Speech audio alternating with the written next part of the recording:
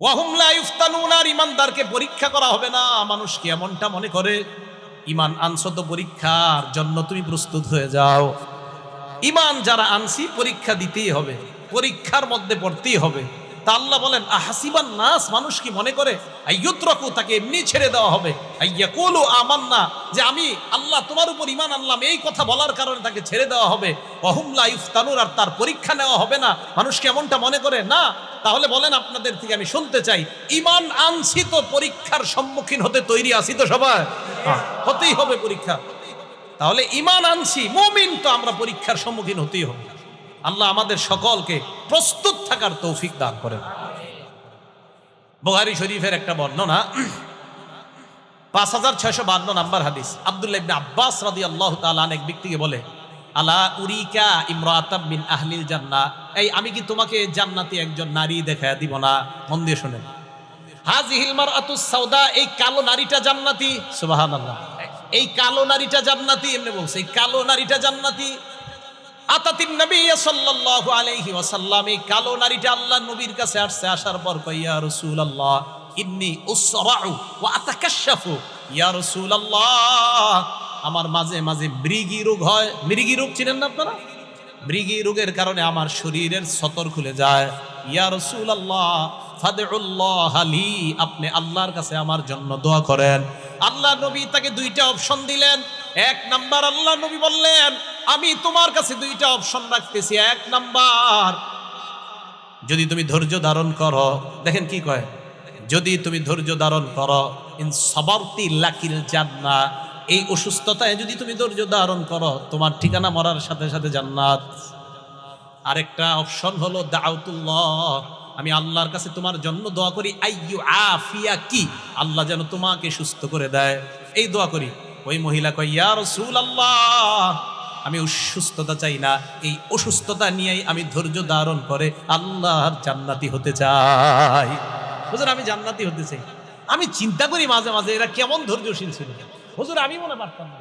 চিন্তা করেন আপনি, নারী কইতেছে না মৃগী রোগ, কত বড় ভয়ঙ্কর রোগ। না হুজুর আমি তাহলে আমি জান্নাতে যাবো, আমি ধৈর্য ধারণ করি। কি আজীব কথা, আমি জান্নাতে যাবো হুজুর, আমি ধৈর্য ধারণ করতে রাজি আছি। পরে ওই নারী বলতেছি, ইয়া রাসূলুল্লাহ আমার তো সতর খুলে যায়, আল্লাহর কাছে শুধু এতটুকু দোয়া করেন আমার সতরটা যেন খুলে না যায়। ফাদা লাহা, নবীজি সাল্লাল্লাহু আলাইহি সাল্লাম এতটুকু অংশের জন্য বললেন, আল্লাহ ওই রোগের দ্বারা তুমি তাকে জান্নাত দিও, আর তার এই যে সতর খুলে যায়, আল্লাহ আমি তোমার কাছে দোয়া করতেছি তার এই অবস্থাটা থেকে আপনি তাকে হেফাজত করেছেন। নারীকে নবী অপশন দিলেন, তুমি এই অসুস্থতায় ধৈর্য ধারণ করলে লাকিল জান্নাত, জান্নাত।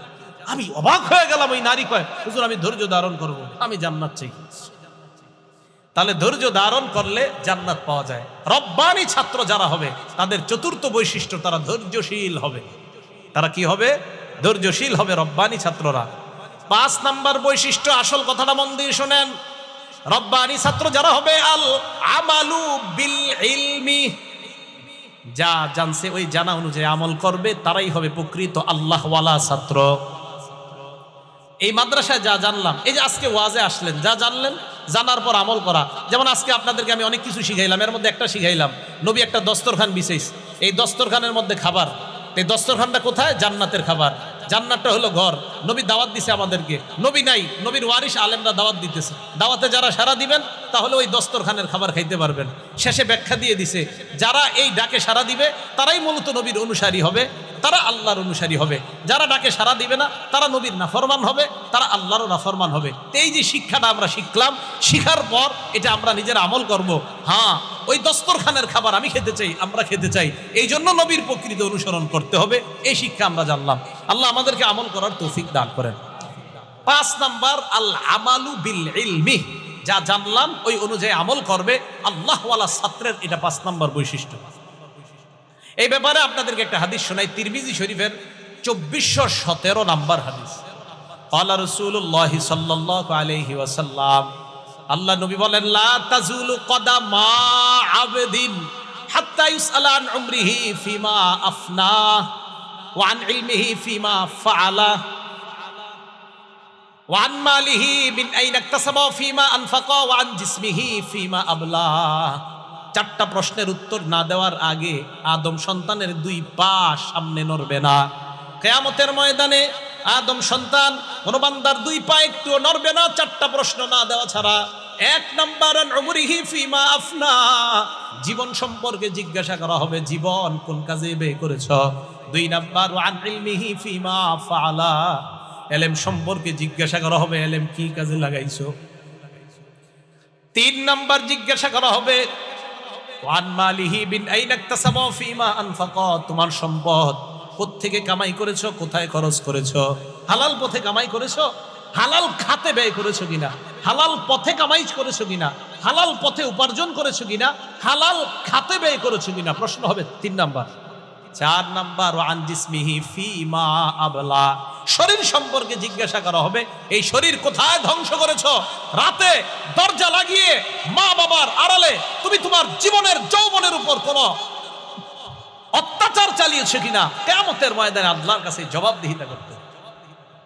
জিসমিহি ফিমা আবলা, জীবন শরীর ধ্বংস করেছে কিনা কোনো সন্তান, এটার জবাবদিহিতা আল্লাহর কাছে করতে হবে। তাহলে দুই নাম্বার ইলম, এলেমর প্রশ্ন করা হবে, এই এলেম অনুযায়ী আমল করছো কিনা। রব্বানি ছাত্র আল্লাহওয়ালা ছাত্রের 5 নাম্বার বৈশিষ্ট্য এলেম অনুযায়ী আমল করা। তাহলে আমি আবার সংক্ষেপে বলি, 1 নাম্বার আল্লাহওয়ালা ছাত্রের বৈশিষ্ট্য পরিপক্ক আলেম হওয়া, আর এটার ব্যাখ্যা দিছিলাম। 2 নাম্বার বৈশিষ্ট্য নবীর সুন্নাহকে আঁকড়ে ধরা। 3 নাম্বার বৈশিষ্ট্য আল্লাহকে ভয় করা, আল্লাহরে ভয় করার 5 উপকারিতা আলোচনা করেছি। 4 নাম্বার বৈশিষ্ট্য আল্লাহওয়ালা ছাত্রের ধৈর্য ধারণ করা, এটার 3 প্রকার ব্যাখ্যা করলাম। 5 নাম্বার বৈশিষ্ট্য যে আল্লাহওয়ালা ছাত্র হবে, তার 5ম বৈশিষ্ট্য হলো এলেম অনুযায়ী আমল করা। এই 5 বৈশিষ্ট্যে গুণান্বিত হয়ে সকলকে আল্লাহ হওয়ার তৌফিক দান করেন, সকলে বলেন আমিন। এই গেল মাদ্রাসার প্রথম অংশের ওয়াজ। মাদ্রাসার নাম কি? জামিয়া রব্বানিয়া, এটা হলো প্রথম অংশ। এবার হলো দারুস সুফা, দ্বিতীয় অংশের ওয়াজ। কোন অংশ? দ্বিতীয় অংশ। এটা গেল জামিয়া রব্বানিয়ার ওয়াজ। তাহলে দারুস সুফা তো বাকি রয়ে গেল। সুফা মানে হলো আঙ্গিনা, চত্বর। বলেন সুফা অর্থ কি? চত্বর। দারুস সুফা এটার নাম। বাকি সুফার অংশটা শোনেন আগে। সুফা মানে চত্বর। আল্লাহ রাসূল সাল্লাল্লাহু আলাইহি সাল্লামের মসজিদে নববীর একটা কোনা, একটা চত্বরের মধ্যে 70-80 জন সাহাবা এরা বসে থাকতো। নবীজির থেকে ওনারা কোরআন সুন্নাহ শিক্ষা গ্রহণ করতেন, নবীজির ছাত্র ছিলেন।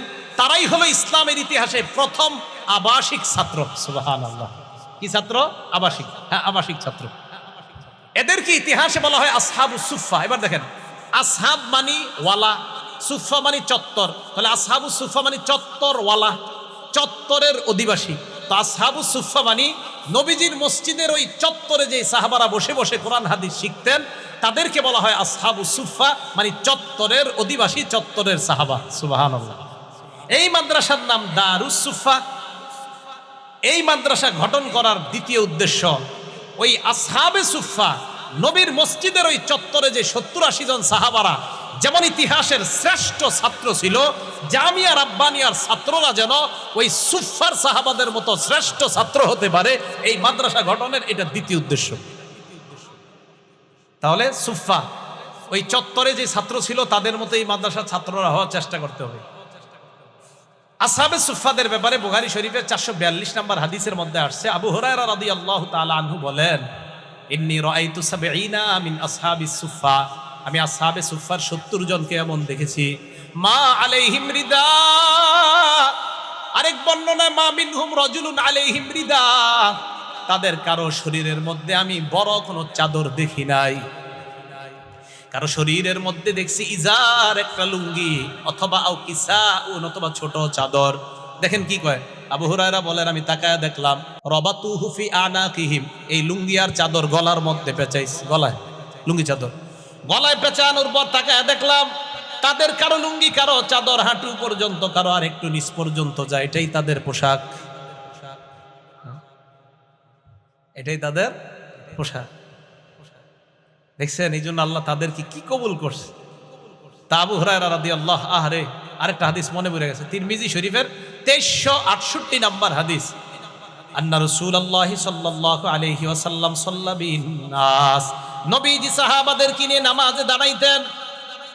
আমরা তাকায় দেখতাম ওই নামাজের মধ্যে ইয়াখিরু রিজাল মিন মাকামাতিহি, কোন কোন সাহাবা দাঁড়ানো থেকে পড়ে যায়, দাঁড়ানো থেকে পড়ে যায়। কয় জানুনি কেন? ক্ষুধার যন্ত্রণায়। কিসের যন্ত্রণায়? খুদা, আমরা কত আরামে, কত সুন্দর এই আরামের মধ্যে শিক্ষার পরিবেশ যে আল্লাহ করে দিছে, সকলে বলেন আলহামদুলিল্লাহ। তাদের ত্যাগের কারণে আজকে আমরা এই আরামে শিক্ষা গ্রহণ করতে পারতেছি। তাদের ত্যাগের কারণে মসজিদে এসির মধ্যে আমরা নামাজ পড়তেছি, এটা তাদের ত্যাগ, নিঃসন্দেহে, কোনো সন্দেহ নাই। এজন্য একদল ত্যাগী মানুষের মাধ্যমে ভবিষ্যৎ প্রজন্ম এগিয়ে যেতে পারে। আমি রাব্বানিয়ার উস্তাদরা আছে এখানে, ছাত্ররাও আছেন এখানে। এই রাব্বানিয়ার উস্তাদ ছাত্র আপনারা প্রাথমিক এখন এই মাদ্রাসায়, আপনাদের মাধ্যমেই, আপনাদের ত্যাগের কারণে এই মাদ্রাসাটা ইনশাল্লাহ অনেক দূর এগিয়ে যাবে। একদল ত্যাগী হতে হয়, একদল ত্যাগ করতে হয়। তাদের এই ত্যাগটা পরবর্তী প্রজন্ম ভোগ করে।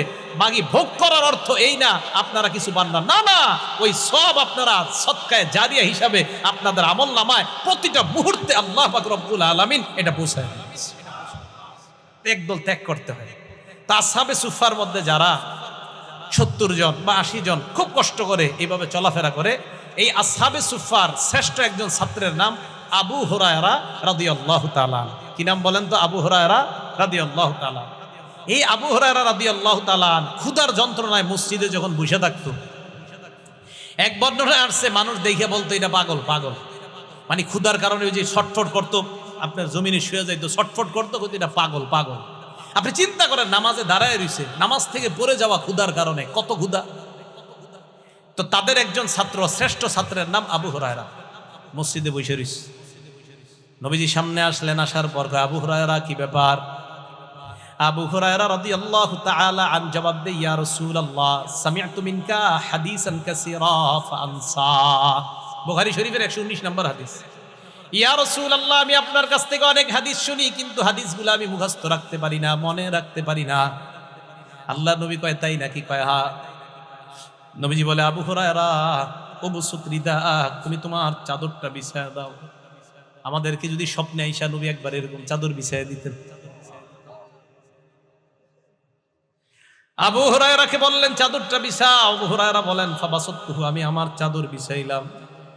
চাদর বিছানোর পর তাকায় দেখলাম গরফা বিয়াদাইহি, আল্লাহ নবী কি যেন এইভাবে চাদরের মধ্যে ঢেলে দিচ্ছে, হাতে কিছু নাই, হাতে কিছু নেই। ঢেলে দেওয়ার পর আল্লাহ নবী বললেন, আবু হুরায়রা যুম্মু, এটা এবার তুমি তোমার বুকের সাথে মিশাও। আবু হুরায়রা বলেন জমামতুহু, আমি ওই চাদরটা আমার বুকের সাথে এইভাবে আমি মিশাইলাম। আবু হুরায়রা বলেন, আল্লাহর কসম, ওই দিনের পর থেকে ফামা নাসিতু বাদাহু শাইআ, ওই চাদর বুকের সাথে মিশানোর পর আমি যা শুনি আর কখনো ভুলি না, যা শুনি আর কখনো ভুলি না। আসহাবে সুফফার একজন ছাত্র, কি এই মাদ্রাসার এই ছাত্রদের এমন ছাত্র হওয়া দরকার আছে না নাই?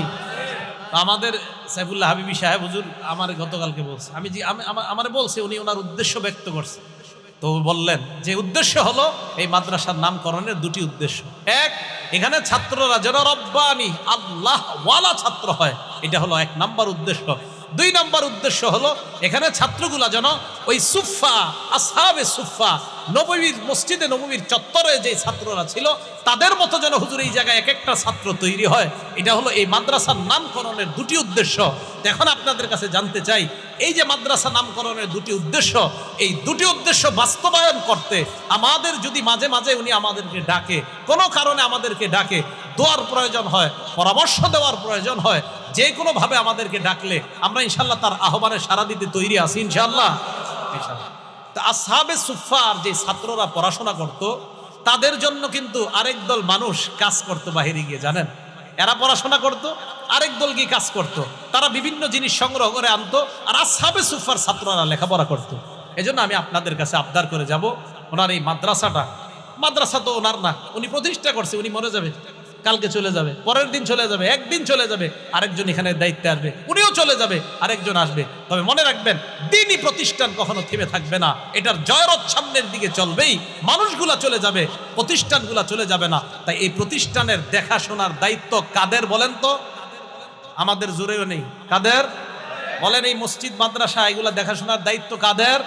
আমাদের। ইনশাল্লাহ মহব্বত করবো তো ইনশাল্লাহ। তাহলে জামিয়া রব্বানিয়া আল্লাহওয়ালা ছাত্র হবে এখানে, আর আসহাবে সুফার মতো ছাত্র যেন এখান থেকে তৈরি হয়, এই প্রচেষ্টা মাদ্রাসার উস্তাদ ছাত্ররা যেন করতে পারে, আমরা এলাকাবাসীরা যেন দোয়া করতে পারি, আল্লাহ আমাদেরকে তৌফিক দান করেন। শেষ কথা, এই মাদ্রাসার ছাত্র উস্তাদ যারা, আমরা একটা কথা মনে রাখবো, মাদ্রাসায় আমরা যে সমস্ত ছাত্ররা পড়াশোনা করব, আলেম হব, এখান থেকে আমরা হাফেজ হব, কারি হব, আমাদের মধ্যে যেন কখনো রিয়া কাজ না করে, লৌকিকতা কাজ না করে, মানুষকে দেখানো কাজ না করে, বরং আল্লাহকে খুশি করা এই কাজ যেন করে। বলেন তো, আমাদের পড়াশোনার উদ্দেশ্য কাকে খুশি করা? তিরমিজি শরীফের 2383 নম্বর হাদিস, এই হাদিসের মধ্যে রাসূল আকরাম সাল্লাল্লাহু আলাইহি সাল্লাম সাহাবাদেরকে বললেন, তাআওয়াযু বিল্লাহি মিন হুব্বিল হুজন, তোমরা হুব্বুল হুজুন থেকে বাঁচো, তোমরা হুব্বুল হুজুন থেকে আল্লাহর কাছে পানাহ চাও। বলেন হুব্বুল হুজুন, বলেন আবার বলেন হুব্বুল হুজুন। সাহাবাদেরকে নবীজি বললেন, তোমরা হুব্বুল হুজুন থেকে আল্লাহর কাছে। সাহাবারা বললেন, ওয়া মা হুব্বুল হুজনি ইয়া রাসূলুল্লাহ, হুজুর হুব্বুল হুজুন কি, এটা আপনার কাছে জানতে চাই। আল্লাহ নবী কয়, হুব্বুল হুজুন ওয়াদিন ফি জাহান্নাম, জাহান্নামের একটা এলাকার নাম। তাতাআওয়াযু মিনহু জাহান্নামু কুল্লা ইয়াউমিন মিআতা মাররা, জাহান্নাম ওই এলাকা থেকে 2 দিন আল্লাহর কাছে 100 বার পানাহ চায়।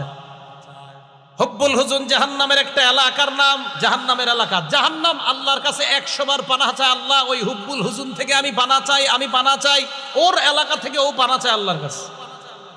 সাহাবারা প্রশ্ন করলেন, ওমাইয়াদখুলুহু ইয়া রাসূলুল্লাহ, এই জাহান্নামের মধ্যে কারা প্রবেশ করবে?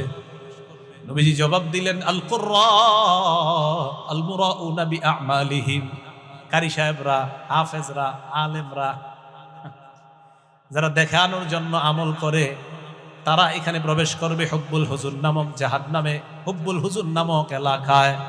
তাহলে হুব্বুল হুজুনে যেন আমাদের প্রবেশ করতে না হয়, রিয়া মুক্ত আমল যেন আমরা করতে পারি, আল্লাহ তৌফিক দান করেন। তাহলে রব্বানি ছাত্র, রব্বানি আলেম হওয়ার গুণ কয়টা বললাম বলেন তো? 5টা, ভুলে গেছে সবাই। রব্বানি ছাত্র হওয়ার গুণ কয়টা? 5টা। 1 নাম্বার পরিপক্ক আলেম হওয়া, 2 নাম্বার নবীজির সুন্নতকে অনুসরণ করা, আঁকড়ে ধরা, 3 নাম্বার আল্লাহকে ভয় করা, 4 নাম্বার ধৈর্য ধারণ করা, 5 নাম্বার এলেম অনুযায়ী আমল করা। এলেম অনুযায়ী কি করা? আমল করা। এটা হলো জামিয়া রব্বানিয়া কায়েম করার উদ্দেশ্য। আল্লাহ বলেন, ওয়া ইয়ালামু তা'ওয়িলাহু ইল্লাল্লাহ, এগুলার ব্যাখ্যা আল্লাহ ছাড়া কেউ জানে না। এরপরেও কিছু মানুষ এগুলার পিছনে পড়ে থাকে, ব্যাখ্যা খোঁজে। তা আল্লাহ বলেন, এরা হলো বক্র হৃদয়ের অধিকারী, যাদের অন্তরে বক্রতা আছে, পথভ্রষ্টতা আছে। এবার দেখেন আল্লাহ কি বলে, ওয়াররাসিখুনা ফিল ইলমি ইয়াকুলুনা আমান্না বিহি কুল্লুম মিন ইনদি রাব্বিনা, যারা পরিপক্ক জ্ঞানের অধিকারী, যারা পরিপক্ক জ্ঞানের অধিকারী, তারা মুহকাম এবং মুতাশাবিহ আয়াতের ব্যাপারে তাদের বক্তব্য, আল্লাহ যে আয়াত সুস্পষ্ট বর্ণনা করেছেন, আর যা আল্লাহ পাক রব্বুল আলামিন অস্পষ্ট রেখেছেন, ব্যাখ্যা যা দেন নাই আল্লাহ, এই সমস্ত আয়াতের ব্যাপারে পরিপক্ক জ্ঞানের অধিকারীরা বলেন, আমান্না, আমরা সবগুলা বিশ্বাস করে নিলাম। তারা সব মেনে নেয়। কেন? তারা বলে, কুল্লুম মিন ইনদি রাব্বিনা, যেই আয়াতগুলা স্পষ্ট আর যে আয়াতগুলা সাদৃশ্যপূর্ণ, সব আমাদের রব আল্লাহর পক্ষ থেকে। যেহেতু আমাদের রব আল্লাহ দিয়েছেন, তাই চিন্তা ভাবনা করা ছাড়াই সবগুলার উপর আমরা বিশ্বাস করে নিলাম।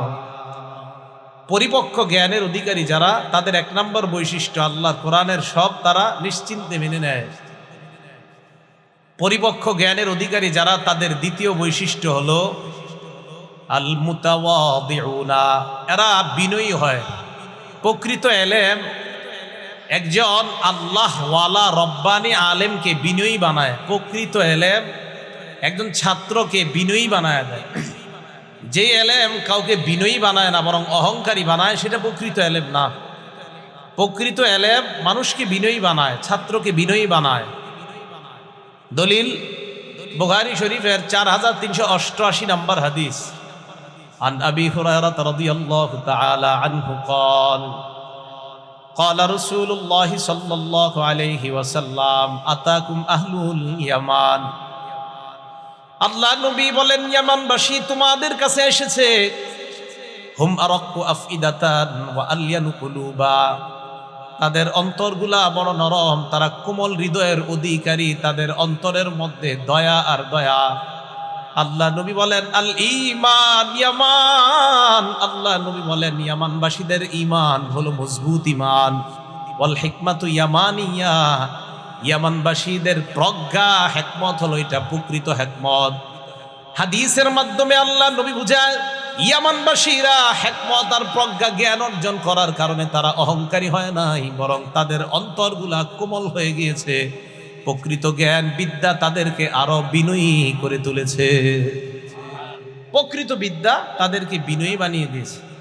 আবু দাউদ শরীফ হাদিস নাম্বার 4895 নাম্বার হাদিস। এই হাদিসের বর্ণনাকারী ইয়াজ ইবনে হিমার রাদিয়াল্লাহু তাআলা আনহু ক্বালা রাসূলুল্লাহ সাল্লাল্লাহু আলাইহি ওয়াসাল্লাম, আল্লাহ নবী বলেন ইন্নাল্লাহা আওহা ইলাইয়া আন তাওয়াদউ, নবীজি বলেন আল্লাহ পাক রব্বুল আলামিন আমাকে ওহীর মাধ্যমে জানিয়ে দিয়েছেন মানুষ তোমরা বিনয়ী হয়ে যাও, মানুষ তোমরা বিনয়ী হয়ে যাও। ওহীর মাধ্যমে আল্লাহ আমাকে এটা জানিয়ে দিয়েছেন। বুঝাইতে চাইলাম পরিপক্ক জ্ঞানের অধিকারী যেই ছাত্রটা হবে, এই ছাত্রের 2 নাম্বার বৈশিষ্ট্য জ্ঞান তাকে অহংকারী বানায় নাকি বিনয়ী বানায়? বিনয়ী বানায়। পরিপক্ক জ্ঞানের অধিকারী যে, তাকে বিদ্যা বিনয়ী বানিয়ে দেয়, তাকে অহংকারী বানায় না, বরং তাকে বিনয়ী বানিয়ে দেয়। তিরমিজি শরীফের 2029 নাম্বার হাদিস। ক্বালা রাসূলুল্লাহ সাল্লাল্লাহু আলাইহি ওয়াসাল্লাম, আল্লাহ নবী বলেন মা তাওয়াদা আহাদুল লিল্লাহ ইল্লা রাফাহুল্লাহ, আল্লাহর জন্য কোনো মানুষ যদি আল্লাহর জন্য বিনয়ী হয়ে যায়, অন্যের কাছে ছোট হয়ে যায়, আল্লাহর জন্য যদি নিজেকে ছোট হিসাবে উপস্থাপন করে, নবীজি বলেন ইল্লা রাফাহুল্লাহ, তার মর্যাদা আল্লাহ বাড়ায়া দেয়। আপনি ছোট হবেন আল্লাহর জন্য, মর্যাদা আল্লাহ বাড়ায়া দেয়। পরিপক্ক জ্ঞানের অধিকারী যারা, তাদের জ্ঞান তাদেরকে বিনয়ী বানায়, তাদেরকে বিনয়ী হতে শিখায়, আর ওই বিনয় তাদের মর্যাদা আকাশচুম্বী মর্যাদায় পরিণত করে। এটা বিনয়ের কারণ। তাহলে বলেন আবার প্রথমে আসি, রব্বানি ছাত্রদের 1 নাম্বার সিফাত হলো পরিপক্ক জ্ঞানের অধিকারী হওয়া। আর পরিপক্ক জ্ঞানের অধিকারীর 2টি বৈশিষ্ট্য আলোচনা করলাম। 1 নাম্বার, কোরআনে আল্লাহ যা বলছে সন্দেহ ছাড়া প্রশ্ন ছাড়া মেনে নেয়। 2 নাম্বার, পরিপক্ক জ্ঞানের অধিকারীকে তার জ্ঞান বিনয়ী হতে শিখায়। আল্লাহ এই মাদ্রাসার সব ছাত্র সহ সারা পৃথিবীর সমস্ত ছাত্রগুলা সহ আমাদের সকলকে আল্লাহ বিনয়ী হওয়ার তৌফিক দান করেন। তাহলে এই মাদ্রাসার ছাত্র যারা, রব্বানি ছাত্র যারা, বিশেষ করে রব্বানি আল্লাহওয়ালা ছাত্র আমরা যারা হব, আমাদের 1 নাম্বার সিফাত পরিপক্ক জ্ঞান অর্জন করা। 2, রব্বানি ছাত্র বা আল্লাহওয়ালা ছাত্রের 2য় সিফাত বা 2য় বৈশিষ্ট্য হলো আল মুতামাসসিকু বিল মানহাজিন নববী সাল্লাল্লাহু আলাইহি ওয়াসাল্লাম। 2 নাম্বার বৈশিষ্ট্য আল্লাহর রাসূলের জীবনী আদর্শ আঁকড়ে ধরা। আল্লাহওয়ালা ছাত্রের 2য় বৈশিষ্ট্য নবীর জীবনীকে আঁকড়ে ধরে। যে আল্লাহওয়ালা ছাত্র কখনো নবীর জীবনীর আদর্শের বিপরীতে কিছু করবে, এটা হতেই পারে না। আল্লাহওয়ালা ছাত্র, রব্বানি ছাত্রের 2 নাম্বার গুণ, এই রব্বানি ছাত্রটা নবীর জীবনীটাকে, আদর্শটাকে নিজের জীবনে বাস্তবে রূপদান করার চেষ্টা করবে। এরাই রব্বানি ছাত্র। বাস্তবিকই দেখা গেছে ছাত্রদের মধ্যে যারা নবীর সুন্নাহের প্রতি বেশি গুরুত্ব দেয়, এদেরকে আল্লাহ আল্লাহওয়ালা বানায় এবং একটা পর্যায়ে তাদেরকে আল্লাহ অনেক মর্যাদায় উন্নীত করে দেন। তাহলে রব্বানি ছাত্র, আল্লাহওয়ালা ছাত্রদের 2 নাম্বার গুণ নবীর জীবনী আদর্শ, এটা পরিপূর্ণভাবে গ্রহণ করেছে। তিরমিজি শরীফের 2676 নাম্বার হাদিস, 2676। ক্বালা রাসূলুল্লাহ সাল্লাল্লাহু আলাইহি ওয়াসাল্লাম, নবীজির সাহাবা ইরবাজ ইবনে সারিয়া রাদিয়াল্লাহু তাআলা আনহুর বর্ণনা, ওয়াজানা রাসূলুল্লাহ সাল্লাল্লাহু আলাইহি ওয়াসাল্লাম বাদা সালাতিল গাদাতি মাউইজাতান বালিগাতান জারাফাত মিনহাল উয়ুন ওয়া ওয়াজিলাত মিনহাল কুলুব। সাহাবা ইরবাজ ইবনে সারিয়া বলেন, একদিন ফজরের নামাজের পর আল্লাহ নবী আমাদের সামনে ভাষণ দিলেন, খুতবা দিলেন। ফজরের নামাজের পর আল্লাহ নবী ওয়াজ করলেন। ওয়াজের মধ্যে এমন একটা ওয়াজ নবী করলেন যে ওয়াজ শোনার পর সাহাবাদের চোখ দিয়ে পানি পড়া শুরু হয়ে যায়, সাহাবাদের অন্তর প্রকম্পিত হয়ে যায়, অন্তর আল্লাহর ভয়ে কাঁপা শুরু হয়ে যায়। এক পর্যায়ে আল্লাহ নবী বললেন, আমার সাহাবাদের দল, ফাইন্নাহু মাইয়াইশ মিনকুম ইয়ারা ইখতিলাফান কাসীরা, তোমাদের মধ্যে যারা বেঁচে থাকবা তোমরা প্রচুর মতভেদ দেখতে পাইবা, প্রচুর পরিমাণ ইখতিলাফ তোমরা দেখবা, মতভেদ দেখবা। ওই জামানায় যারা এমন একটা অবস্থার সম্মুখীন হবা, ফামান আদরাকা মিনকুম যালিক, তোমরা যদি এমন অবস্থা পেয়ে যাও যে অবস্থায় দেখো মতভেদ আর মতভেদ। আমাদের সাধারণ জনগণরা কয় হুজুর কই যাবো, আপনি কোন এক কথা, আরেক হুজুর কয় আরেক কথা, কয় না সাধারণ জনগণ? আল্লাহ নবী কয় ফাআলাইহি বিসুন্নতি ওয়া সুন্নাতিল খুলাফাইর রাশিদিন আল মাহদিয়িন, ওই ব্যক্তি যেন আমার সুন্নত আর আমার খোলাফায়ে রাশেদার সুন্নত আঁকড়ে ধরে। নবীজি বলেন আদ্দু আলাইহা বিন নাওয়াজিস, হাড্ডি চাবায়া, যেই দাঁত দিয়ে তোমরা চাবাও, যেই দাঁতের মাধ্যমে তোমরা হাড্ডি চাবাও, চোয়ালের দাঁত দিয়ে আমার সুন্নাহকে তোমরা আঁকড়ে ধরবা, খোলাফায়ে রাশেদা ওই সাহাবাদের সুন্নতকে তোমরা আঁকড়ে ধরবা। ইবনে মাজার 42 নম্বর হাদিসে নবী বলেন আলাইকুম বিসুন্নতি ওয়া সুন্নাতিল খুলাফাইর রাশিদিন আল মাহদিয়িন, তামাসসাকু বিহা ওয়া আদ্দু আলাইহা বিন নাওয়াজিজ। আল্লাহ নবী বলেন যখন প্রচুর মতভেদ দেখবা তখন তোমাদের কাজ হলো আমার সুন্নত আঁকড়ে ধরা, আমার সাহাবাদের সুন্নত আঁকড়ে ধরা। আমাদের মধ্যে মতভেদ, জুমার নামাজের আজান কয়টা? এক দল কয় একটা, আর এক দল কয় দুইটা। আল্লাহর নবী কয় মতভেদ যখন দেখলা তখন আমার সুন্নতের মধ্যে দেখো কি আছে। ইবনে মাজার 42 নম্বর হাদিসে আল্লাহর নবী জানায় দেয় মতভেদ যখন দেখবা আমার সুন্নত আর আমার সাহাবাদের সুন্নত আঁকড়ে ধরবা। খোলাফায়ে রাশেদার একজনের নাম হলো উসমান গনি রাদিয়াল্লাহু তাআলা আন। এই উসমান গনি জুমার আরেকটা আজান চালু করেছেন। আল্লাহ নবী বলেন আমার সুন্নত আঁকড়ে ধরবা, আমার সাহাবার সুন্নত আঁকড়ে ধরবা। এর মানে জুমার নামাজের আজান দুইটা, এটাই সুন্নত, এটাই প্রকৃত আল্লাহর নবীর অনুসরণ। এই অনুসরণটাই প্রকৃত সুন্নতের অনুসরণ। নবী বলছে ইখতিলাফ দেখবা, মতভেদ দেখবা, সাথে সাথে বলছে আমার সুন্নত, আমার সাহাবার সুন্নত। ইখতিলাফ দেখবা, আমার সুন্নত, আমার হেদায়েত প্রাপ্ত খোলাফায়ে রাশেদার সুন্নত আঁকড়ে ধরবা। তাহলে সুন্নত কি শুধু নবীর সুন্নত, না খোলাফায়ে রাশেদা সাহাবা যারা তাদের সুন্নত? সুন্নত আঁকড়ে ধরতে হবে।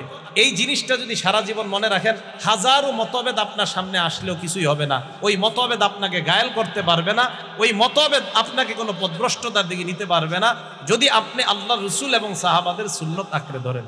আল্লাহ আমাদের সকলকে কথাগুলা বোঝার তৌফিক দান করেন।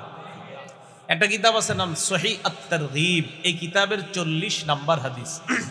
ক্বালা রাসূলুল্লাহি সাল্লাল্লাহু আলাইহি ওয়াসাল্লাম, আল্লাহ নবী বলেন ইন্নী ক্বাদ তারাকতু ফীকুম মা ইন ইতাসামতুম বিহি। আল্লাহর নবী বলেন আমি তোমাদের কাছে এমন একটা জিনিস রেখে গেলাম, এই জিনিসটা যদি তোমরা আঁকড়ে ধরো লান তাদিল্লু আবাদা, কখনো পথভ্রষ্ট হবে না। বলেন তো, নবীজি বললেন এমন আমি জিনিস তোমাদের মাঝে রেখে গেলাম যেটা আঁকড়ে ধরলে পথভ্রষ্ট হবে না। বলেন তো নবীজি কি বলছে? এমন জিনিস রেখে গেছে যেটা আঁকড়ে ধরলে আমরা কি হব না। নবীজি বললেন দুইটা জিনিস, একটা হলো কিতাব আল্লাহ, আল্লাহর কিতাব, 2 নাম্বার হলো সুন্নাত রাসূলিল্লাহ, নবীজির সুন্নত।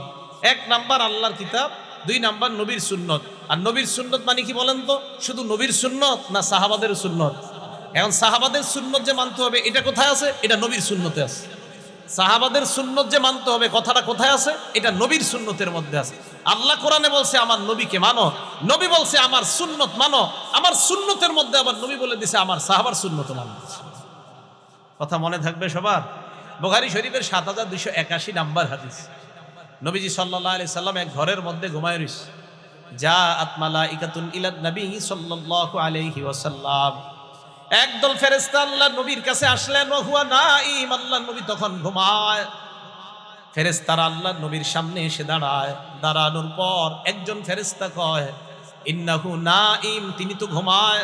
ওয়া ক্বালা বা'দুহুম ইন্নাল আইনা নাঈমা ওয়াল কলবা ইয়াকযান, আরেকজন ফেরেশতা কয় না না, তার চোখ ঘুমায়, অন্তর ঘুমায় না। সুবহানাল্লাহ। ফেরেশতাদের একজন বলল তিনি ঘুমায়, আরেকজন ফেরেশতা বলতেছে না, তার চোখ ঘুমায়, অন্তর ঘুমায় না। এবার ফেরেশতারা বললেন, ইদরিবু লাহু মাসালা, তোমাদের এই সাথীর একটা দৃষ্টান্ত বর্ণনা করো। আরেক বর্ণনায় লি সাহিবিকুম হাযা মাসালা, তোমাদের এই সাথী যিনি ঘুমিয়ে আছে তার একটা দৃষ্টান্ত বর্ণনা করে দাও। এবার ফেরেশতাদের একজন বললেন, তিনি তো ঘুমায়। আরেক ফেরেশতা কয়, না না, তার চোখ ঘুমায়, অন্তর ঘুমায় না। নবীজি ঘুমায় রইছে। এক ফেরেশতা কয়, উনি তো ঘুমায়, কি কম ওনার সামনে। আরেক ফেরেশতা কয়, না না, ওনার চোখ ঘুমায়, ওনার অন্তর ঘুমায় না। এবার ফেরেশতারা বললেন, তাহলে এবার শুরু করা যাক।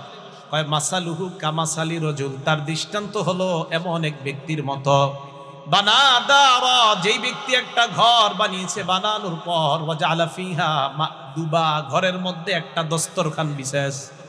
এক ব্যক্তি একটা ঘর বানাইছে, ঘরের ভিতরে একটা দস্তরখান বিছিয়েছে। দস্তরখান বিছানোর পর বাসা দাইয়ান, একজন আহ্বানকারীকে বাহিরে পাঠাইছে, যাও যাও, যাদেরকে পাইবা তাদেরকে দাওয়াত দিবা, বলবা ঘরে আসতে। আসার পর এই ঘরে দস্তরখান বিছানো আছে, দস্তরখানের উপরে যে খাবার, এই খাবারগুলা খেতে বলবা। আহ্বানকারী বাহিরে আসছে, আসার পর জনগণকে দাওয়াত দিছে, ওই ঘরের দিকে তোমাদেরকে দাওয়াত দিতেছি, চলো ঘরের মধ্যে যাই। ফামান আজাবাদ দাইয়া দাখালাদ দার ওয়া আকালা মিনাল মাদুবা, আহ্বানকারীর ডাকে যে সাড়া দেয় ওই ব্যক্তি ঘরে আসে, দস্তরখানের খাবার খায়। আবার শুনেন, এক ব্যক্তি ঘর বানাইছে, ঘরে দস্তরখান বিছিয়েছে, একজন আহ্বানকারী বাহিরে গিয়ে দাওয়াত দিতেছে, এই চলো চলো, ওই ঘরের মধ্যে খাবার আছে, খাবার যদি খেতে চাও চলো। আহ্বানকারীর ডাকে সাড়া দিয়ে যারা ওই ঘরে আসছে খাবার খেতে পারছে। ওয়ামান লাম ইউজিবিদ দাইয়া, আহ্বানকারীর ডাকে যে সাড়া দেয় নাই, লাম ইয়াদখুলিদ দার, সে ঘরে আসতে পারে নাই। ওয়ালাম ইয়াকুল মিনাল মাদুবা, দস্তরখানের খাবারও খাইতে পারে নাই। কথা বুঝে আসছে সবার? ফেরেশতারা এই কথা বলতেছে নবীর সামনে, নবীজি তখন ঘুমায় আছে। এই কথা বলার পর এবার ফেরেশতারা কয়, আব্বিলুহা, আমরা যে দস্তরখানের কথা বললাম, ঘরের কথা বললাম, খাবারের কথা বললাম, এই কথাটার ব্যাখ্যা তাকে শোনায় দাও। কাকে? যিনি ঘুমায়। হাদিস বুঝতেছেন তো সবাই? ওলামা ছাড়া অন্য যারা আছেন সবাই বুঝতেছেন তো? ওলামা কেরাম বুঝতেছে, ওনারা পড়ছে, আপনারা বুঝতেছেন তো সবাই? সাধারণ জনগণ আওয়াজ দিবেন, সবাই বুঝতেছেন তো? আমাদের নবীজি কি জাগ্রত না ঘুমিয়ে আছে? তো ফেরেশতাদের একদল কয় উনি তো ঘুমায়, আরেক দল কয় না, চোখ ঘুমায়, অন্তর ঘুমায় না। তো এবার ওনার দৃষ্টান্ত দিল কি, এই যে লোকটা ঘুমিয়ে আছে ওনার দৃষ্টান্ত, এক ব্যক্তি একটা ঘর বানাইছে, ঘরে দস্তরখান বিছাইছে, দস্তরখানে খাবার আছে, একজন আহ্বানকারীকে ডাক দিছে, চলো ঘরে যাই, দস্তরখানে সুস্বাদু খাবার। যারা সাড়া দিছে তারা দস্তরখানের খাবার খেতে পারছে, যারা সাড়া দেয় নাই তারা খাবার খেতে পারেনি। এবার ঘটনা শেষ করার পর ফেরেশতারা কয়, এই ব্যাখ্যা করো। এবার ফেরেশতাদের একজন কয়, কারে ব্যাখ্যা দিবা, তিনি তো ঘুমায়। আরেক ফেরেশতা কয়, ইন্নাল আইনা নাইমা ওয়াল কলবা ইয়াকযান, তার চোখ ঘুমায়, অন্তর ঘুমায় না। আমাদের নবীজি তখনও চোখ বন্ধ। ফেরেশতারা এবার ব্যাখ্যা দিয়ে দেয়, আদ-দার আল জান্নাহ, ঘরের দৃষ্টান্ত অন্য কিছু নয়, ঘরের দৃষ্টান্ত হলো আল্লাহর জান্নাত। জান্নাতের মধ্যে দস্তরখানা বিছানো, দস্তরখানার মধ্যে খাবার। ভালো করে বুঝেন, সহজে বুঝেন। মুফতি সাইফুল্লাহ হাবিবি সাহেব এই মাদ্রাসা করার পর মাদ্রাসার মাধ্যমে আপনাদেরকে ওই খাবারের দিকে দাওয়াত দিতেছে। সুবহানাল্লাহ। ফাদ্দাঈ মুহাম্মাদুন সাল্লাল্লাহু আলাইহি ওয়াসাল্লাম, আহ্বানকারী হলেন মুহাম্মদ সাল্লাল্লাহু আলাইহি ওয়াসাল্লাম। বর্তমানে তো আল্লাহর নবী নাই, তাহলে আমাকে আপনাকে আহ্বানকারী করবে কে? কারা আহ্বানকারী? তারাই হলো আল্লাহর নবীর ওয়ারিস। আর আল্লাহর নবীর ওয়ারিস কারা? উলামায়ে কেরাম। সুবহানাল্লাহ। তাহলে ফাদ্দাঈ মুহাম্মাদুন সাল্লাল্লাহু আলাইহি ওয়াসাল্লাম, আহ্বানকারী হলেন আল্লাহর নবী। ফামান আতাআ মুহাম্মাদান ফাকাদ আতাআ আল্লাহ, যারা আল্লাহর নবীর কথায় সাড়া দিয়ে ওই ঘরের মধ্যে যাবে তারাই আল্লাহর অনুসারী হয়ে যায়। আর যারা নবীর ডাকে সাড়া দিবে না, ফাকাদ আসাল্লাহ, তারা আল্লাহর নাফরমান হয়ে যায়। বলেন নাউজুবিল্লাহ। এবার বুঝেন একটু মন দিয়ে, এখন নবীজি নাই, নবীজির ওই কাজটা উলামায়ে কেরাম করতেছে, ওয়ারাসাতুল আম্বিয়া যারা নবীর ওয়ারিসগণ এই কাজ করতেছে। তাহলে ওয়ারিসগণই এখন আহ্বানকারী, তারাই ওই দস্তরখানের দিকে আমাকে আপনাকে আমাদেরকে আহ্বান করতেছে। এই আহ্বানে যারা সাড়া দিব ইনশাআল্লাহ তারাই জান্নাতে গিয়ে ওই দস্তরখানের খাবার খেতে পারতেছে। মনে থাকবে কথাগুলা? তাহলে রাসূল আকরাম সাল্লাল্লাহু আলাইহি সাল্লাম আমাকে আপনাকে আমাদেরকে ওই দস্তরখানার দিকে ডাকতেছে। জামিয়া রাব্বানিয়া মাদ্রাসার ছাত্ররা তথা সারা বিশ্বের এই মাদ্রাসা ছাত্র আর আল্লাহ ওয়ালা ছাত্র হওয়ার 2 নম্বর বৈশিষ্ট্য কি? যে আল্লাহ রসুলের সুন্নাহকে আঁকড়ে ধরা। তো আল্লাহ রসুলের সুন্নাহ আঁকড়ে ধরা কিভাবে ধরবে? যেখানে সুন্নত শিক্ষা দেওয়া হয় আর সুন্নতের বাস্তব শিক্ষা দেওয়া হয় মাদ্রাসায়। সুবহানাল্লাহ। তাহলে আল্লাহওয়ালা ছাত্রদের 2 গুণ জানলাম। 1, পরিপক্ক ছাত্র, পরিপক্ক জ্ঞানের অধিকারী। 2 নাম্বার, নবীর সুন্নাহের অনুসারী। 3 নাম্বার, আল্লাহওয়ালা ছাত্রের 3 নাম্বার বৈশিষ্ট্য, এটা সবাই মন দিয়ে শুনেন, আল খাউফু মিনাল্লাহ, আল্লাহকে ভয় করা। সুবহানাল্লাহ। আল্লাহওয়ালা ছাত্রের 3 নাম্বার বৈশিষ্ট্য আল্লাহকে ভয় করা। সূরা আলী ইমরানের 175 নাম্বার আয়াতে আল্লাহ বলেন, ওয়া খাফুনি ইন কুনতুম মুমিনিন, তোমরা যদি ঈমানদার হও আমি আল্লাহকে তোমরা ভয় করো। এবার আমি আপনাদের কাছে জানতে চাই, আশাবাদী ইনশাআল্লাহ আমরা ঈমানদার কিনা? আমরা ঈমানদার কিনা? আল্লাহ বলে যদি ঈমানদার হও তাহলে আমাকে ভয় করো। তাহলে আওয়াজ দিয়ে বলেন, আমরা ভয় করি একমাত্র কাকে? ওয়া খাফুনি ইন কুনতুম মুমিনিন, তোমরা যদি ঈমানদার হও আমাকে ভয় করো। তাহলে আল্লাহওয়ালা হওয়ার 3 নাম্বার বৈশিষ্ট্য হলো আল্লাহকে ভয় করা। এবার এই জায়গাটা মন দিয়ে শোনেন, আল্লাহকে ভয় করার অনেকগুলা উপকারিতা আছে, কয়েকটা উপকার মনে রাখবেন। আল্লাহকে ভয় করার 1 নাম্বার উপকারিতা, ভাইও বাংলাটা মনোযোগ দিয়ে শোনেন, আল্লাহ হাদিসে কুদসির মধ্যে বলে, দুনিয়াতে আমাকে যে ভয় করবে কিয়ামতের ময়দানে আমি আল্লাহ তাকে নিরাপত্তা দিব। একটা কিতাব আছে নাম সহিহ ইবনে হিব্বান, এই কিতাবের 640 নাম্বার হাদিস। এই হাদিসটা হাদিসে কুদসি। قال الله عز وجل, আল্লাহ পাক রব্বুল আলামিন বলেন, আমার বান্দা ইযা খাফানি ফিদ দুনিয়া, আমার বান্দা যদি আমাকে দুনিয়ার মধ্যে ভয় করে, আম্মানতুহু ইয়াউমাল কিয়ামা, আমি আল্লাহ কিয়ামতের ময়দানে তাকে নিরাপত্তা দেওয়ার ওয়াদা করলাম। আপনাদের কাছে জানতে চাই, আল্লাহর নিরাপত্তা নামা কিয়ামতের ময়দানে আমাদের দরকার আছে না নাই? তাহলে দুনিয়াতে একমাত্র ভয় করতে হবে কাকে? আল্লাহওয়ালা ছাত্র যদি হতে চান, রব্বানি ছাত্র যদি হতে চান, 3 নাম্বার আল্লাহকে ভয় করা। আল্লাহকে ভয় করার 1 নাম্বার উপকার, যারা দুনিয়াতে আল্লাহকে ভয় করবে কিয়ামতের ময়দানে আল্লাহ তাদেরকে নিরাপত্তার চাদরে ঢেকে নেবেন। আল্লাহকে ভয় করার 2 নাম্বার উপকার, কিয়ামতের ময়দানে 7 শ্রেণীর মানুষকে আল্লাহ আরশের ছায়া তলে জায়গা দান করবেন। এর মধ্যে 1 শ্রেণী হলো ওই বান্দা, বুখারী শরীফের 660 নম্বর হাদিসের বর্ণনা, ওয়া রাজুলুন তালাবাতহু ইমরাতুন যাতু মানসিবিন ওয়া জামাল, সুন্দরী বংশীয় কোন সম্ভ্রান্ত নারী আমাকে আপনাকে তার দিকে আহ্বান করছে অপকর্ম করার জন্য। ওই মুহূর্তে ওই যুবক সুন্দরী ওই নারীর সামনে গিয়ে বলে, ইন্নী আখাফুল্লাহ, আমি আল্লাহরে ভয় করি। যেই ব্যক্তি কোন নারীর সামনে গিয়ে বলে আমি আল্লাহকে ভয় করি, অপকর্ম করতে পারবো না, আল্লাহ নবী কয় এই ব্যক্তিটাকে আল্লাহ কিয়ামতের ময়দানে আরশের ছায়া তলে জায়গা দিয়ে দিবেন। তাহলে আল্লাহকে ভয় করার 2 নাম্বার উপকার, কিয়ামতের ময়দানে আল্লাহর আরশের ছায়া তলে জায়গা পাওয়া যাবে। এই হাদিসের মধ্যে আরেকটা অংশ আছে, ওয়া যাকারাল্লাহ খালিয়ান ফাফাদাত আইনা, কিছু বান্দা আছে রাতের বেলা, সারা দুনিয়ার মানুষ ঘুমায়, 2টা-3টা বাজে আল্লাহর কাছে নির্জনে বসে বসে আল্লাহরে ডাকে আর চোখের পানি পড়ে। অনেক মানুষ আছে রাত 2টা-3টায় সবাই ঘুমায়, বিবি ঘুমায়, বাচ্চা ঘুমায়, এই ব্যক্তি উঠে আল্লাহরে স্মরণ করে বলে আল্লাহ লা ইলাহা ইল্লাল্লাহ সুবহানাল্লাহ পরে আর চোখ দিয়ে পানি পড়ে। হাদিস দ্বারা বোঝা যায় এই বান্দাও আল্লাহর ভয়ে চোখ দিয়ে পানি আসে, এই বান্দাকেও কিয়ামতের ময়দানে আরশের ছায়াতলে জায়গা দিয়ে দিবেন। তাহলে আল্লাহকে ভয় করার 2 নাম্বার উপকার, কিয়ামতের ময়দানে আরশের ছায়ায় জায়গা পাওয়া যাবে। আল্লাহকে ভয় করার 3 নাম্বার উপকার, গুনাহ মাফ করে দিবে আল্লাহ সুবহানাহু। আপনাদের একটা মজার হাদিস শোনাই, এটা বুখারী শরীফের বর্ণনা, বুখারী শরীফের 3478 নম্বর হাদিস, 3478 নম্বর হাদিস। এই হাদিসটা মনোযোগ দিয়ে শোনেন। রাসূল আকরাম সাল্লাল্লাহু আলাইহি সাল্লাম বলেন, আন্না রাজুলান কানা ক্বাবলাকুম, তোমাদের পূর্বের জামানায় এক ব্যক্তি ছিল। এই ব্যক্তি এমন একজন ব্যক্তি ছিল, রাসাকাহুল্লাহু মালা, আল্লাহ পাক তাকে প্রচুর সম্পদ দান করেছেন।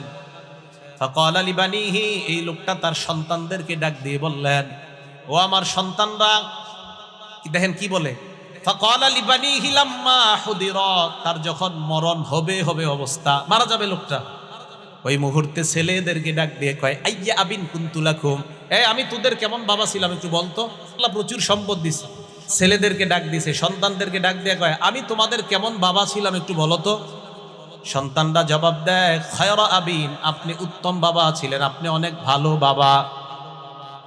এবার ওই লোকটা জবাব দেয় ফাইন্নী লাম আমাল খায়রান কত্তু, আমি তো জীবনে কোনো ভালো কাজ করি নাই, এরপরেও তোমরা সন্তানরা আমাকে বলতেছো আমি তোমাদের উত্তম বাবা, কিন্তু আমি জীবনেও ভালো কাজ করি নাই।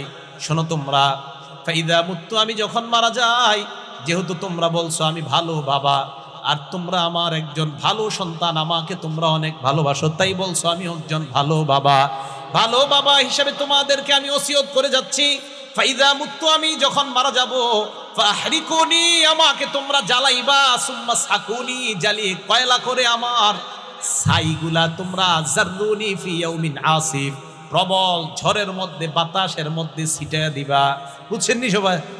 ওই ব্যক্তি সন্তানদেরকে কয় তোমরা তো বললা আমি ভালো বাবা, আমি তো দুনিয়াতে কোনো ভালো কাজ করি নাই, এক কাজ করবা, আমি মারা গেলে আমাকে আগুনে পুরাইবা, আগুনে পুরানোর পর কয়লা বানাইবা, এই ছাইগুলা প্রচন্ড বাতাসের মধ্যে উড়াইয়া দিবা। তো ছেলেরা ওয়াদা দিছে জি আব্বা ঠিক আছে। মারা গেছে, মারা যাওয়ার পর ফাফালুহু, সত্যি সত্যি এই কাজ করছে, পুরাইয়া। আপনারা কিন্তু আবার এই কাজ করেন না, মুসলমানদেরকে পুরানো যায় না, নাকি করবেন? না না, এইগুলা করেন না। তো সত্যি সত্যি কি করছে, এখন তো মাসালা জানি আমরা, এখন আর পুরানো যাবে না। নবীজি আগের যুগের একটা হাদিস আমাদেরকে জানাইছে। তো নবীজি সাল্লাল্লাহু আলাইহি সাল্লাম বলেন ওই ব্যক্তির বাবা ওই ব্যক্তি মারা যাওয়ার পর তার সন্তানরা তাকে পুড়িয়েছে, পুরানোর পর তাকে বাতাসের মধ্যে উড়াইয়া দিছে। ওই ব্যক্তির টার্গেট হইলো যে আমারে তো আর কোথাও খুঁজে পাওয়া যাবে না, বাস আমি বাইচা গেলাম। জামাআহুল্লাহ, আল্লাহ সব একত্রিত করছে, সুবহানাল্লাহ।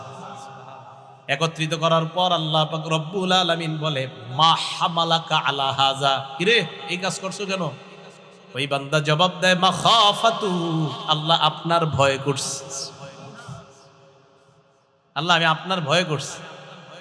আল্লাহ কয় তাই? কয় হ্যাঁ, হাদিসে আসছে তালাক্কাহু বিরহমাতিল্লাহ, আল্লাহর রহমত তাকে ঢেকে নিয়ে তাকে আল্লাহ মাফ করে দেয়।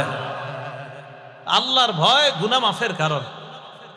রব্বানি ছাত্রদের ৩ নম্বর বৈশিষ্ট্য, তারা আল্লাহকে ভয় করবে। আর আল্লাহর ভয় যখন আমাদের মধ্যে এসে যাবে, তখন আমাদের গুনাহগুলো আল্লাহ মাফ করে দিবে। আল্লাহকে ভয় করার ৪ নম্বর উপকার, আল্লাহকে যারা ভয় করবে ৪ নম্বর উপকার আল্লাহকে ভয় করার। ৩টা জিনিস আছে এমন, যে 3টা জিনিস মুক্তি দেয় মানুষকে, যেই 3টা জিনিস নাজাত দেয়, মুক্তি দেয় মানুষকে। কয়টা জিনিস? 3টা। ভালো করে মনে রাখবেন, একটা কিতাব আছে আস-সিলসিলাতুস সহিহা, 1802 নম্বর হাদিস। এই হাদিসের মধ্যে আল্লাহ নবী বলেন সালাসুন মুনজিয়াত, 3টা জিনিস আছে মানুষকে মুক্তি দেয়। 1 নম্বর তাকওয়াল্লাহি আযজা ওয়া জাল ফিস সিররি ওয়াল আলানিয়া, গোপনে প্রকাশ্যে যেই ব্যক্তি আল্লাহকে ভয় করে, ওই ব্যক্তি দুনিয়ার বিপদ আপদ থেকে মুক্তি পেয়ে যায়, আল্লাহ তাকে মুক্তির ব্যবস্থা করে দেয়। গোপনে প্রকাশ্যে সর্ব অবস্থা আল্লাহকে ভয় করে। 2 নাম্বার ওয়াল কাউলু বিল হাক্কি, সত্য কথা বলে। ফির রিজা ওয়াস সাখাত, কেউ সন্তুষ্ট হোক বা অসন্তুষ্ট হোক, এই লোকটা সত্যি কথা বলে। এই লোকটাও সত্যি বলার কারণে সামান্য সময় বিপদে পড়লেও আল্লাহ পাক রব্বুল আলামিন দুনিয়া আখিরাতে তাকে মুক্তির ব্যবস্থা আল্লাহ করে দিবেন। 3 নাম্বার ওয়াল কাসদ, যেই ব্যক্তি মধ্যম পন্থা অবলম্বন করে, সচ্ছলতার সময় এবং দারিদ্রতার সময় মধ্যম পন্থা যেই ব্যক্তি অবলম্বন করে, এই ব্যক্তিকেও আল্লাহ পাক রব্বুল আলামিন বিপদের সময় মুক্তির ব্যবস্থা করে দেন।